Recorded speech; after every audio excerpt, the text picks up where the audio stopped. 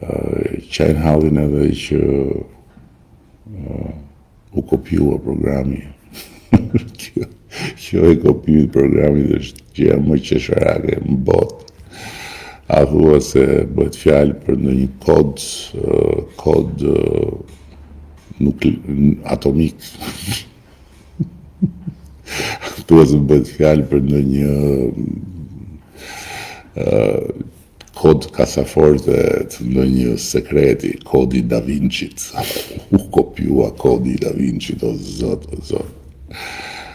Dhe me gjithë se u qajnë hallin pensionistëve nuk japin kontributën e tyre që të për fondin e sigurinë shoqërore. Deri këtu është niveli i banalitetit dhe hipokrizisë këtyre lloj krijesave konetore.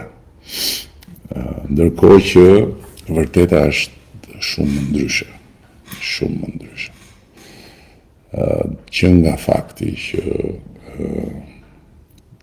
vonesa, në thëmza vonesa, sepse nuk është nga ana jonë vonesa, por kozgjatja, do ta quaja, e gjithë procesit për të arritur në hapjen e negociatave nuk është diçka që është e jona, thjesht, nuk është diçka që lidhet me mua ose me qeverinë tonë, thjesht, se do ishte shumë më kollaj pastaj që ta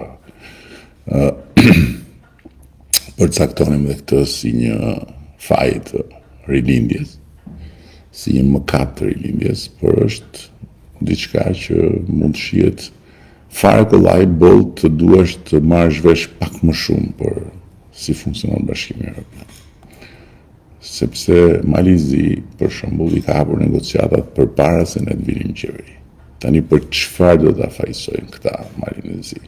Për cilën nga ato pika që i rendisin një nga një sa herë flasin për qeverinë tonë.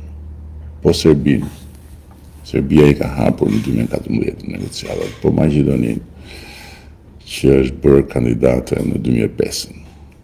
Do me thënë, ka një logjik i gjithë ky proces dhe nuk bën përjashtim askush, në mos bëjmë ne një përjashtim shumë interesant që megjithëse zyrtarisht negociatat i kemi hapur vjet, kemi qenë kaq të përgatitur dhe kaq përpara, sepse e kam thënë tem babaden që na i hapin ne ta bëjmë pjesën e punës që do të bënim dhe po të na i hapnin, që të na gjejnë shumë më të avancuar kur t'i hapin, dhe kemi një kalendar të davorcuar me Komisionin Evropian për 3 vjet, 2024-2027, për të mbyllur negociatat. Do të jetë një rekord absolut historik, dhe jo sepse ne jemi ndryshe nga të tjerët.